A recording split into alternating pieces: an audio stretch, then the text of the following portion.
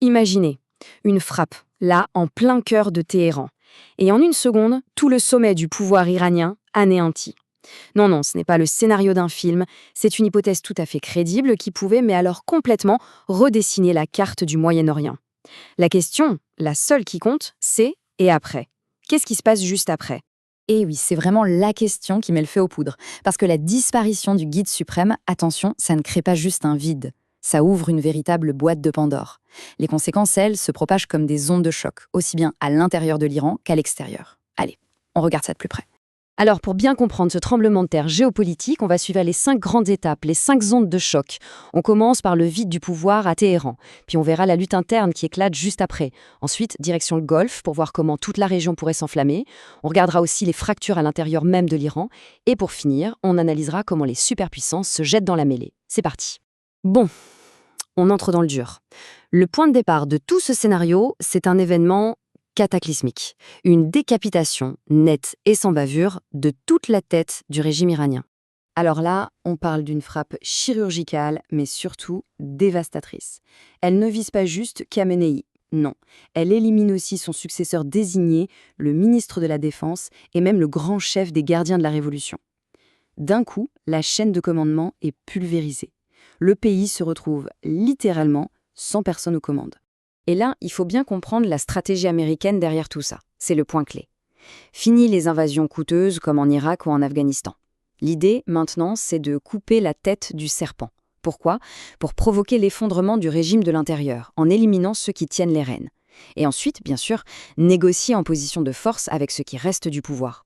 Et forcément, sans leader, c'est le chaos.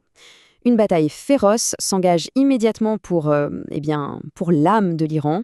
On a 2 camps avec 2 visions du futur qui sont radicalement opposées et qui vont s'affronter pour le contrôle du pays. Et cette lutte, elle dessine vraiment 2 futurs possibles pour le pays. D'un côté, on a les réformistes, avec à leur tête le président Massoud Pezeshkian. Eux, leur projet, c'est ce qu'ils appellent une république iranienne 2, c'est-à-dire plus de guide suprême à vie. L'idée, c'est un État qui reste islamique, mais beaucoup plus pragmatique, prêt à discuter avec l'Occident. Et puis, de l'autre côté, il y a les conservateurs, menés par Ali Larijani. Eux, c'est tout l'inverse. Ils veulent préserver le système à tout prix, quitte à créer une sorte de conseil pour garder la main mise sur le pouvoir. Pendant que ça s'agite à Téhéran, l'onde de choc traverse la frontière et frappe les voisins. Et pour les pays du Golfe, attention, le chaos en Iran, ce n'est pas un problème lointain. Non, c'est une menace directe, existentielle même, qui les pousse à envisager l'impensable. Entrer en guerre. Plus de 130.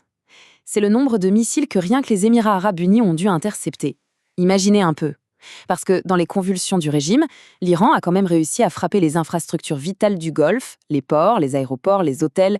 Pour les Émirats, c'est simple, la ligne rouge a été pulvérisée. Le problème, c'est que le Golfe est complètement divisé sur la question. D'un côté, on a le camp de la guerre, avec en tête les Émirats qui ont été frappés au portefeuille et qui veulent une riposte militaire, et vite. L'Arabie saoudite, elle, est sur la clôture, elle hésite. Et de l'autre côté, on a le camp de la prudence, le Qatar, le Koweït, Oman. Eux, ils ont peur qu'une guerre ne fasse qu'empirer les choses et plomber l'économie pour tout le monde. Et c'est là qu'on touche à l'enjeu mondial, parce que tout ça se passe juste à côté du détroit d'Ormuz. Vous savez, ce tout petit passage par où transite une part gigantesque du pétrole de la planète. S'il est fermé, c'est une catastrophe économique mondiale. Le coût d'une guerre serait astronomique, bien plus que les dégâts déjà causés. Et c'est ça, au fond, qui fait réfléchir tout le monde. Et au milieu de toute cette agitation, il y a une voix qui essaye de calmer le jeu. C'est l'Égypte. Le Caire envoie un message très clair aux pays du Golfe. Attention, ne jetez pas d'huile sur le feu. En gros, leur message c'est « Ce conflit, c'est entre l'Iran et l'Occident. Ne vous en mêlez pas, n'en faites pas votre guerre. Les pertes seront bien plus grandes que les gains. » Bon, on retourne en Iran parce que le vide du pouvoir à Téhéran a un autre effet, il réveille de très vieux démons. Il faut bien comprendre que l'Iran, ce n'est pas un pays uniforme, loin de là. C'est une vraie mosaïque de peuples, de cultures, de religions. Et avec le pouvoir central qui s'effondre, les fissures de cette mosaïque commencent à s'agrandir dangereusement. Le risque, c'est tout simplement l'implosion du pays. Du nord au sud, d'est en ouest, tous les mouvements séparatistes se réveillent en même temps. Les Kurdes à l'ouest, les Azéris au nord, les Baloutches au sud-est, les Arabes de l'Ahawaz et j'en passe. Chacun y voit une occasion unique de réclamer son indépendance. La source qu'on analyse parle d'un véritable virus du séparatisme qui pourrait littéralement démembrer l'Iran. Et pour bien comprendre ce que ça veut dire concrètement, prenons un seul exemple, celui des Baloutches. Si le Baloutchistan fait sécession, ce n'est pas juste un bout de territoire en moins pour l'Iran, c'est un véritable désastre stratégique. Pourquoi? Parce que l'Iran perdrait le port de Chabahar. Et ce port, c'est son seul accès direct à l'océan Indien, un atout géopolitique absolument crucial. Vous imaginez bien qu'un éclatement du pays changerait toutes les règles du jeu dans la région. Évidemment, une crise d'une telle ampleur ne reste pas locale très longtemps. Elle devient très vite un problème mondial. Et les grandes puissances, surtout les États-Unis et la Russie, voilà à la fois un danger immense et une opportunité à ne pas rater. Chacun commence donc à avancer ses pions sur ce qui est en train de devenir un tout nouvel échiquier géopolitique. La position américaine, elle est très claire. C'est un ultimatum qui ne dit pas son nom. En gros, Washington dit à n'importe quel nouveau pouvoir à Téhéran, si vous voulez qu'on vous reconnaisse, voilà les conditions, et elles ne sont pas négociables. Et la liste est longue.